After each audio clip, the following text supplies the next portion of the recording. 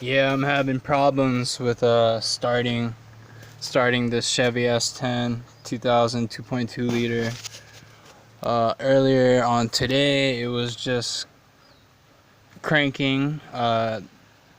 It would crank and the starter would catch and whatnot. Um,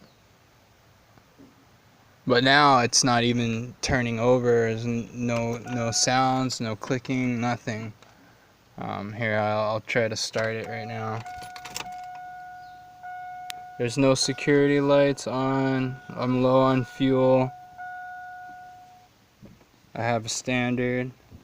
Push down the clutch. Nothing.